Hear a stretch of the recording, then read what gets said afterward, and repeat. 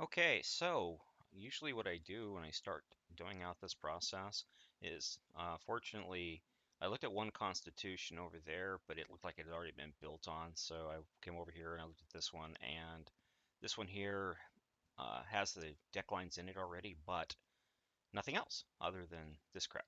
So, anyways, that's what I would do first is I would go through and I would determine where I want the deck lines to be. And obviously you want your deck lines to have a solid floor that does not interact with the hull in any way, shape, or form. Because if it does, then you got problems.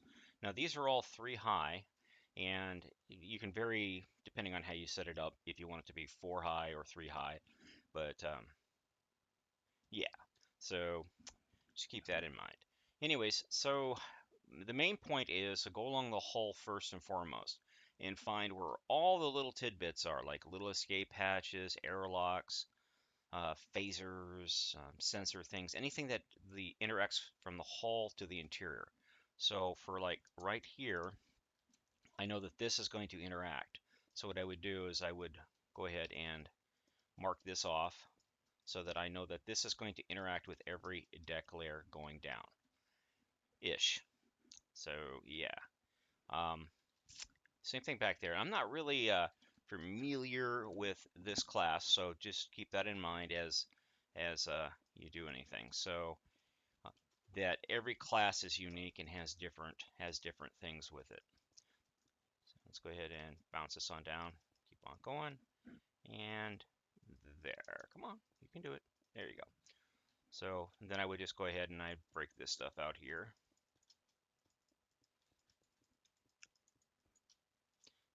In this case, let's go ahead and grab the tool. There we go. There, come down here and remove. Okay, now that's the basic thing. And then what I would do is I'd know that, say for example, I know the impulse engine bay is going to be obviously a section that's going to be used. So, well, it's going to be its own, but I know it's going to be double walled. So what I usually do is I just kind of do this, and then I can go back and do the inner wall as needed. Now, each department or each room can be whatever shape you want it to be when you decide to build. For me, I'm just going to outline this as a big square because I know this whole back section here looks like it has a lot of stuff going on with it.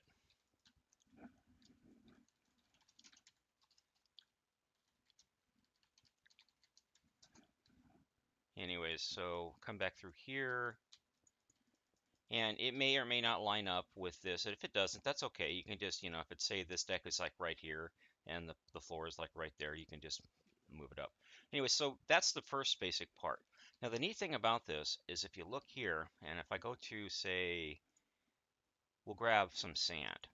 Now, what I usually do is I have a pre-idea of where everything is going to go because I know it's a constitution. I know that there's a specific there's a lot of plans out there you can pull from to get a lot of good details from, like where do the turbolifts normally go on the deck spacings, and where do sometimes they'll list out, hey, this is where a stairwell goes, or this is where the computer core goes, and things like that. But you're not locked into any of that.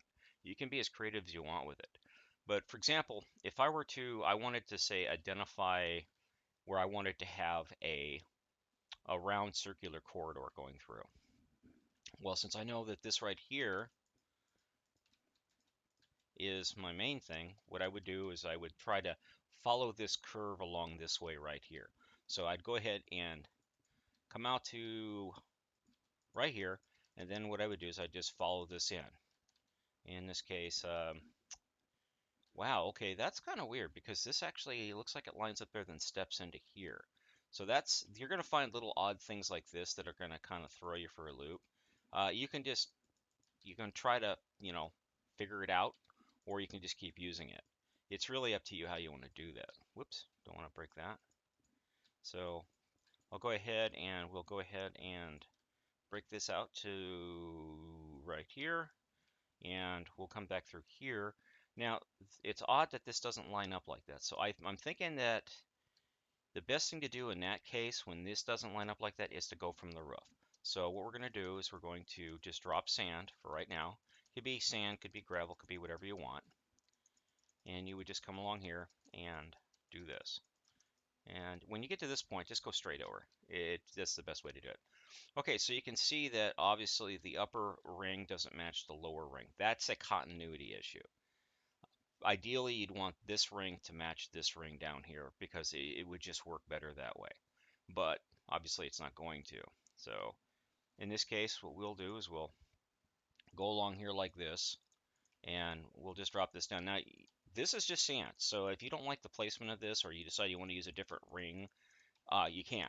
Now, the hard part is as you do this and decks start getting placed in, you're going to start, oh, this circular corridor here may not work well for me, and you may have to, you know, alter the corridor as it goes around, say the saucer or the oval, depending on what you do. So just keep that in mind that sometimes you'll have to change things on the fly that will affect stuff.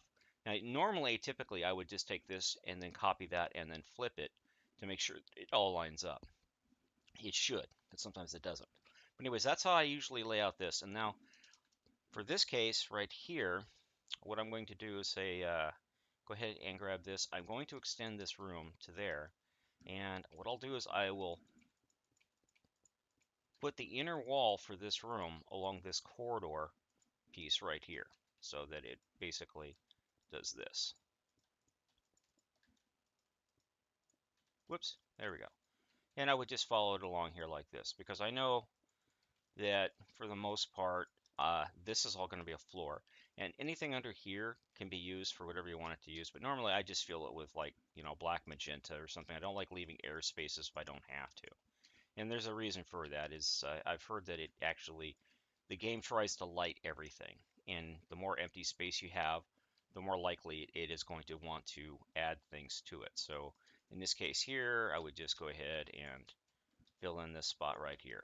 Just fill that in. So yeah, but yep, and then same thing under here because it'll all be magenta at this point. And then we'll go ahead and get rid of this right here.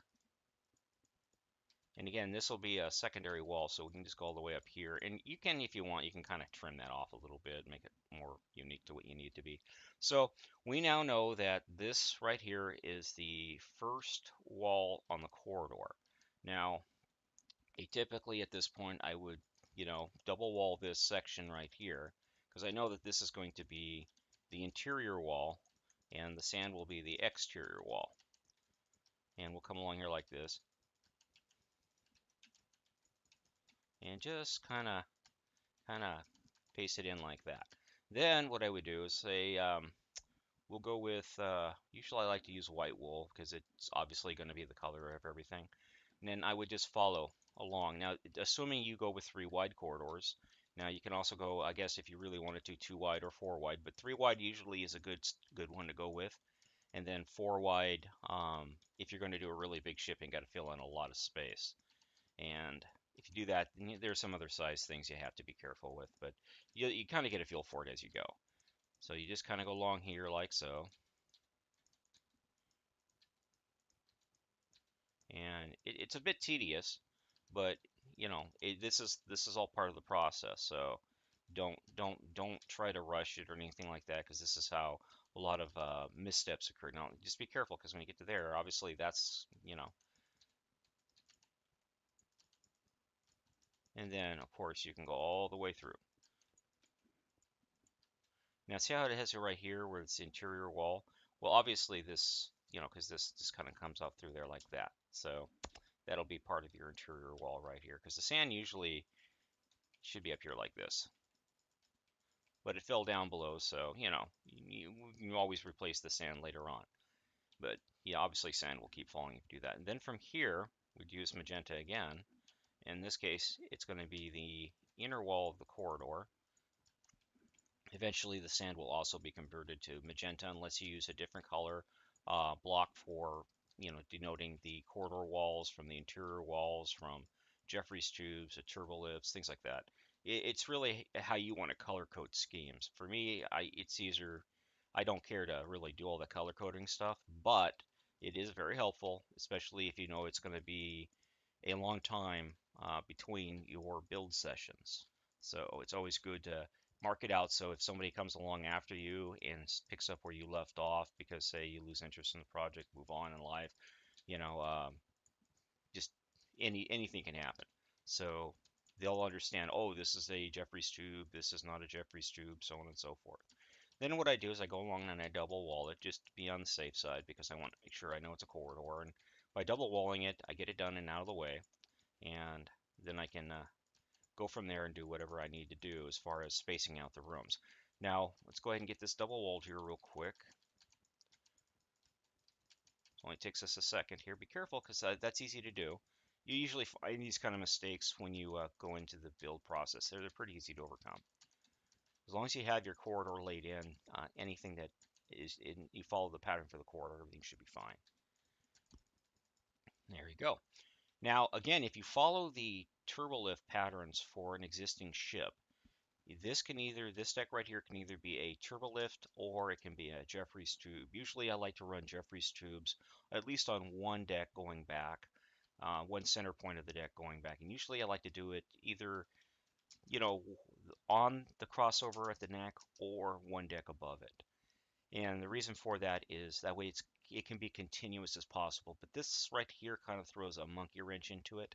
So obviously, if this were to come down, we'll say something like that, and you were to, well, I guess it's kind of weird how that works out. But anyways, um, so obviously we want to do it like this. There we go. You would drop this down, and then you would do the corridor or the turbo lift or the Jeffries tube around it. And given that the positioning of this, the way this is done and everything else, um, obviously this is here for whoever designed this, put that there probably for something, and then that there for the warp core. I don't know. I'm not real familiar with how the Disco prize here is laid out. I'm more interested in just showing you kind of how to lay out some interior deck spaces. So anyway, so we now know that we have a double wall through here. This is the corridor layout through here. And usually, atypically, in the center of the ship, it can either be 4 wide or 3 wide. This is it looks like a 4 wide center or double wide center, which is fine because then it means the corridor can be 4 wide. But you can also make it 3 wide.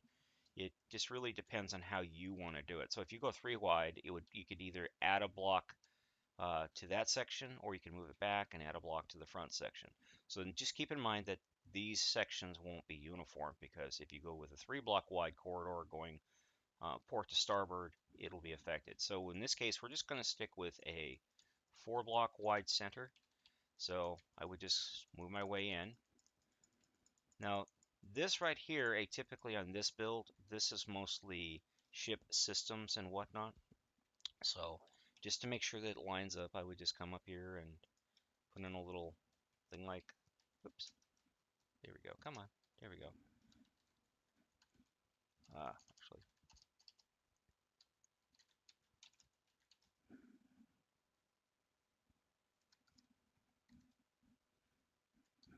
like something like that. And then I know that on the inside of this will be this. But what I'll do here is I'll count out. I say you want a specific size room. So 1, 2, 3, 4, 5, 6, 7, 8, 9, 10, 11, 12, 13. And then you can follow this pattern here. So you know that this room here has 13 space. So 1, 2, 3, 4, 5, 6, 7, 8, 9, 10, 11. So there's 11 blocks between this ring and this ring. Now, atypically, you can go on the outside or you can go on the inside, depending on how much space you really want to give these rooms. Usually, I like to keep an even number. So 1, 2, 3, 4, 5, 6, 7, 8, 9, 10. And if these rings are uniform from there to here, as you go around, there will always be 10 blocks between the two of them. So if we were to go here and do double wide, 1, 2, 3, 4, 5, 6, 7, 8, 9, 10. So there we go. This will be the first ring of rooms, like so. And we'll just follow this contour around. And this works for pretty much any shape of ship you use. You could have a diamond shape, like say, or like the Voyager, for example, spoon shape. you would follow this pattern as well. You would just make sure that you have enough distance from the exterior hull to the first corridor, and you can work your way from the outside in. And then all you're basically going to do at this point is you just want to get your rings in, your corridors and your room rings in, and then sort of have a think about where would you put, how would you lay in your turbolifts, where would you put your stairwells, your Jeffries tubes, your ladders, and all that other fun stuff like that. So now we know that all of these right here. Now you can add another corridor branching off all that, but this is the first part of the process. At this point, you would, of course, you would go 1, 2, 3, and then obviously that's would be another corridor, and you would just do this all over again, all the way around. So following it around, it's it's harder when you're flying to do this. Just keep that in mind. There's some control issues. It'll take some time to get used to, but it's Minecraft. What can you do? You're like this. Come on. There we go.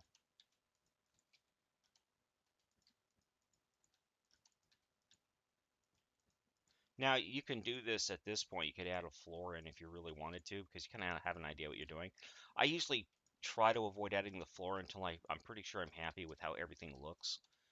This way here, if I have to, I can go back and look at the ring again. But at some point, you're going to have to put some flooring in, and that, if you have to go back and find your rings and everything else, it can be of a problem. So if you really are worried about that, what you do is you copy it out, the magenta and the floor and all this other stuff, and you set it off to the side. So if you need it, you have a reference thing to pull from,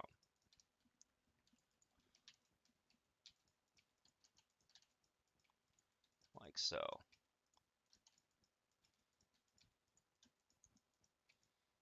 And just obviously, since it hits right here, let's go ahead, and at this point, let's go ahead and assume that it's going to be like this,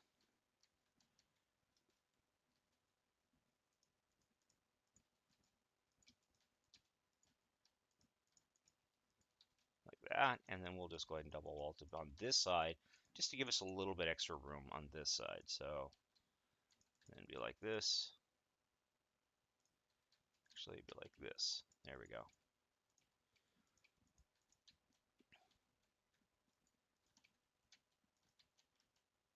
There we go. So when it hits this point right here, what I would do at this point is I would just go ahead and have it go back. And again, this can be, it can stop right here, and this can be a turbo lift.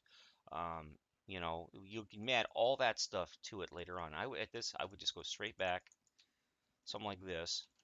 And that way there I have room for if I need to add system rooms, or in case I want to use this as a Jeffries tube junction, any of that fun stuff. And just come along here like so. Whoops, there we go. And we'll break him out like so. And then of course we'll add the second layer right here. And from this point, you can go around it like this, or of course you can just keep going straight forward, however you decide to do. But what we're going to do is we're going to plan for both, just to be on the safe side. So we're going to assume that at this point you'll probably want to carry it on around this atrium thing.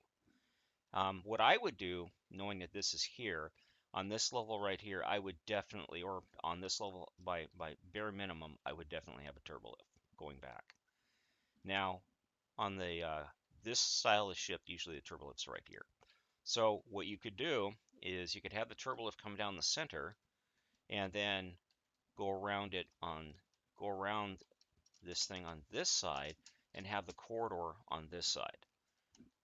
And then of course the turbo lift would go back, and you would have another turbo lift junction right here if you wanted it or not, but it would come back around, and it would just follow this contour all the way back and then go down. That's one way of doing it, and then this would just meet with it. Or you could have this stop right here, which would be a good idea, and then open this back up and make this part of a Jeffries tube also, or just, whatever you need it to be. So what I like to do with turbo lifts, I like to kind of gray them in a little bit. So we'll assume that this right here is going to be a turbo lift, and that the standard width of a turbo lift is 2 blocks. Now you can go more than that. So we're pretty fortunate that we actually have this red block here. And what we'll do is we'll just kind of run this along here like this, assuming that this is going to be a turbo lift main shaft. Now, you can go all the way in, or you can have it step down and go forward, or step up and go up. But we know there's a turbo lift right here, so what we can do is we can kind of follow this down just a little bit, see if it works for us. And right here, it actually works out pretty good. So, something like this. Whoops. And then, of course, just go up. Now, all this can be changed as you go. Again, nothing's set in stone as you're designing stuff. Nothing is set in stone. That's the beautiful thing about Minecraft is you can adjust it as needed. So we know now that this right here is Turbolift. So we can go and break this block here out. Now, again, not knowing what this is, the best thing to do is, of course, just plan for it already. So we know that that this right here is center one. So 1, 2, 3, and then it steps down like so. And this is 2, 3, 4, 5, 6. It steps in like so. And then, of course, double it just to be on the safe side. And when you get here, since this right here is obviously going to be the turbolift side of things, you can do something like this. Again, you can have the turbolift stop, but you have to have it go back at some point. So you want to plan for it as soon as possible. And then, of course, you can have it just continue on like so. Now this down here, I would definitely make a Jeffries tube. And just have it follow all the way back. Now, not knowing exactly what this is, I assume it's a torpedo launcher. I would give enough space here for whatever you decide to use this area here for, say Jeffries tube, that I would have it step down at some point. But again, you have windows and things like that you have to keep in mind and stuff like that. So at this point, I would assume that this turbo lift is going to step down right here. And well, actually, we'll go one more in just to be on the safe side there. So we're going to start stepping down right here. That's just an assumption at this point. This is where this is going to go. But just keep that in mind as you're doing it. And then of course you can add your little wall section here, and then you have like a little area right here. Now this can either be a stairwell, or again it could be a Jeffries tube, however you want to lay it in, or it could just be a room. You can break these into like little emergency locker rooms or whatnot, or however you decide to use it. Now, typically when you have a angular crosscut like that, or a sharp edge like that, you can round it off. I like to round it off, so it's something like that. So, and it's just a 2 block by 2 block process. So just imagine if 2 blocks, if you're on a when I say 2 block by 2 block, I mean something like this. So you'd want something like this to be able to fit, move, and go down. So just imagine that this block has to fit through here. So that's how I usually do my turbo lift. So I know it can fit here, then slide this way like Tetris. Then I know it can slide forward and then slide over. And now it can slide down and over. And then from there it can go back. And then repeat the process up over on this side. So if, for example, I know it's going to go that way now. So I can go in 1 block. Then I know it's going to go back and then down 1 block. Back, then over 1 block. And then like so. And then forward like that. And of course you would on this side here, you would come along here like this, and you would magenta this in so that it's outlined. So you're already planned for hiding this part of it, whatnot. Come on, we'll get there eventually. And then of course going forward, it just is that way. Now, if you have the Jeffries tube down here, you're running into the same problem, but you're hitting this wall right here. So that's where you're going to have to plan out. If you have the Jeffries tube here, you'd probably have to have the Jeffries tube end something like right there, and then have it go down.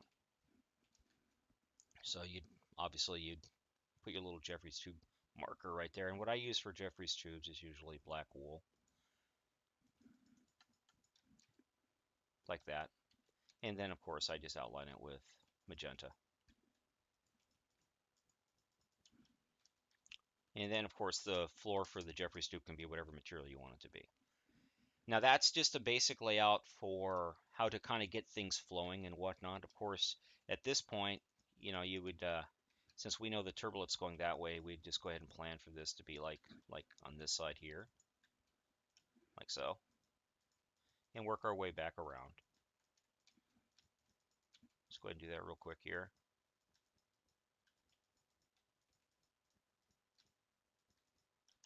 Whoops, come back here.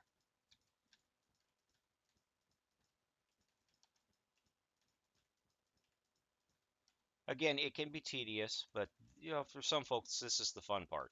I couldn't imagine doing this if I was, trying to do, say, Aztecing in a hall. That is a skill set you'd have to hit somebody else up for, you know. But I know, say, folks like M. Heller are pretty good at it, and a couple others are really good at. Jamie's really good at Shadow Appler, so forth. So, yeah, there are a lot of really good hall guys, and gals, but yeah, doing this stuff's different because you gotta feel for it and work it in there. So it's like I say, every hole is unique, but this is the process I use for every build I work on. And it has proven itself out to be a fairly solid way to do things. And when I initially, before I even had deck plans to work with, when I did the Akira and I did the um, all the other builds that were off-cannon builds, like the Akira Prize and things like that. All that, or the Akira Prize, the Akira, the Renegade, New Orleans class, the Miranda class, the Nebula class, all those. I didn't have plans for those initially, and I just had to wing it through there. So this is the process I used. I just followed along the hall. I've thought out, well, how big do I want my rooms to be? How much space do I need between specific locations? And if I were to have auxiliary access points, where would those be? Where a main room location's at, like say the computer core, obviously you would want to pre-prep for that. You have phasers over here, so at some point you got to figure out what deck are the phasers going to go on. Obviously they would go on probably this deck right here or this deck right here. Most likely this deck because you want the space. Depending if you want the phasers directly down or back. If you want the phasers back here, then this deck. If you want the phasers here, then this deck. So you got to plan for things like that. And same thing with like the RCS thruster. It's going to be a multi-deck process. Um, Wherever the RCS thruster is on this. But anyways, for these rooms and stuff, you have to plan out, do I want this rec area to be one deck, two decks? Does it need to be one deck or two decks? Things like that. And you just kind of plan that out as you go. How big do I want a room to be? Does it need to be 2 stories, 3 stories, 4 stories? Like an atrium, you'd plan out for like an atrium. But you lay in your basic plans first and you kind of scale it up, you move it up or down as needed. And then you could figure out, okay, where do I want an atrium? Well, if the atrium's over here, can I fit it in between these decks? What section of these decks would I have to remove? Then how would I work around that? And that's the process. It's just lay it in and then cut and paste or copy and paste as needed.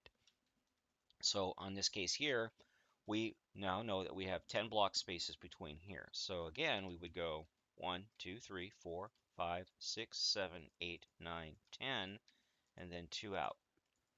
So we now know we have 1, 2, 3, 4, 5, 6, 7, 8, 9, 10. And it looks like that in this case, we're following this contour right here. And you would follow it all the way around. And that would be your next row of rooms. And of course, you would use this as your next corridor. And you can map it out like this to just to get it going again. And then of course 1, 2, 3, 4, 5, 6, 7, 8, 9, 10, 11, 12. 1, 2, 3, 4, 5, 6, 7, 8, 9, 10. And then 1, 2, 3, and then do it over and over again. And when you get to this point right here, it's kind of hard because again, as I was saying, you got this floor in the way now. Well, darn it, what do I do? It can get a bit tricky at this point. This is where you could use like you could stand and use like a circular like fill 20 or fill in this case it would be like fill 1, 2, 3, 4, 5. Actually, I'll just go ahead and show you real quick what I mean by that. So I would stand like right here and I can go say that's 10 out. In this case, I think it's probably 13 out, but I'll go with 10. We go fill 10, I think it's 35, 3. And we'll see what it does. Okay, that's the wrong command. Fill 35, 3, and we'll go 10. There you go. You know, in this case, obviously, it's not long enough. So there's 10, 11, 12, 13, 14, 15, 16. So we'll just go undo, and we'll stand here. Actually, we're going to stand right here, because this is enough. Actually, we can stand right here. It doesn't matter. And we'll go fill 35, 3, 16. Okay. Well, we're getting there. So we now know we can go, we'll go 18, and then we can just drop off that little nub. So we'll go,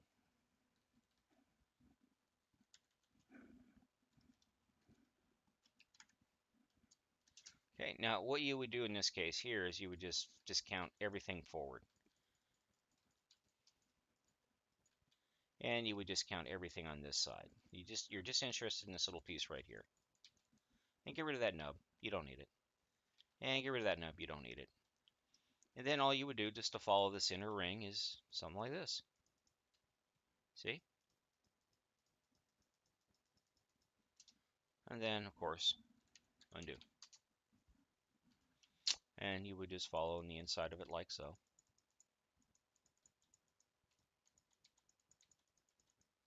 Now this technique can be used to get any circular line you want.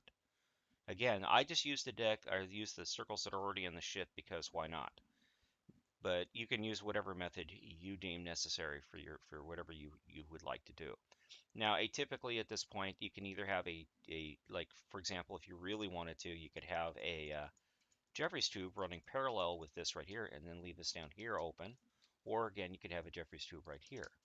It really just depends upon you. So for me, I would set it next to the turbo lift on this side or on this side, run it on this side, and then have a corridor on this side, or like I say, a corridor on this side. It just really depends on how you want to do it.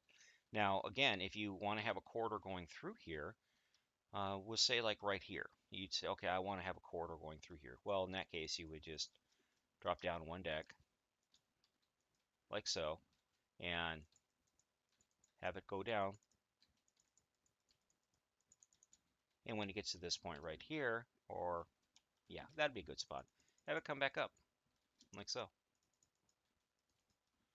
That way there, you know, it comes down to this point here. And in this case, you can extend this whoops, you can extend this down one more deck.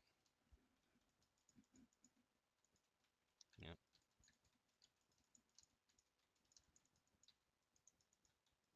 Like that. And you can't do it right here because obviously that's going to be this right here. So you would just pre-plan for that. And get rid of this and just to kind of map it out so you kind of know where it's at going to go and stuff. Usually you go in about 1. That way there, if you, or you can just do it like that, depending on how you want to space your thing out. It's just really, because you can always adjust it later on. And then, of course,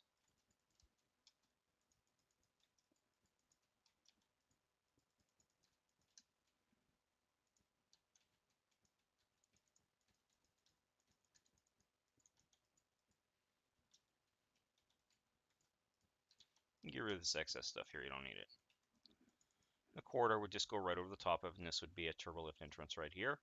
Or you can have it blocked. If you have it blocked, say you want the turbolift entrance on this side, which again would not be bad because it would become more continuity that way. But if you say you wanted the turbolift on this side, so the corridor would go into it like that, something like that, then what you would do is you would move this back one more.